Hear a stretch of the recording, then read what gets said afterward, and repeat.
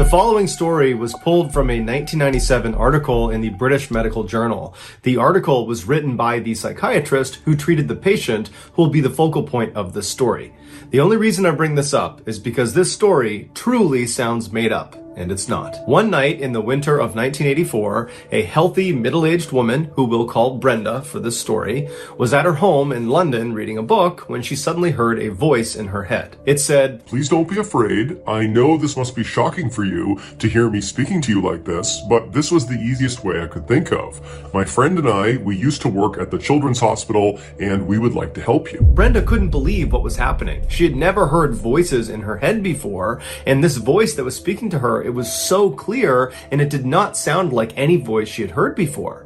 And so at first, Brenda just sat on the couch and didn't do anything and just waited, hoping that maybe she was just imagining this. But the voice in her head seemed to pick up on her reaction and said, "Brenda, this is not a hallucination. We're real and we want to help you." Brenda did not believe it was real. She believed she had just lost her mind. And so for the rest of the night, she just completely ignored the voice in her head. And first thing the next morning, she went to her doctor's office and said, "Please help me." The doctor referred her to a psychiatrist. And so she went over to the psychiatrist's office. And after they performed an evaluation of Brenda, they said, "Look, I don't really know why you're hearing these voices. There's no clear medical explanation for why."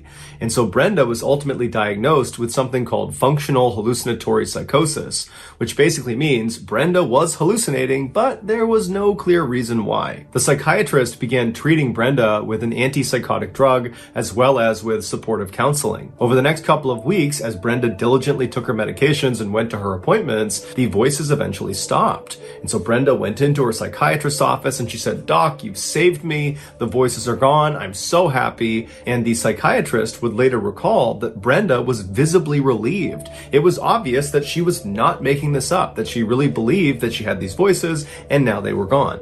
And so after Brenda left the office, she actually went on vacation with her family outside of London just to celebrate the fact that she had not, in fact, lost her mind. But while she was away on holiday, she started hearing the voices again. And this time, they told her she had to get back to London as soon as possible because there was something terribly wrong with her.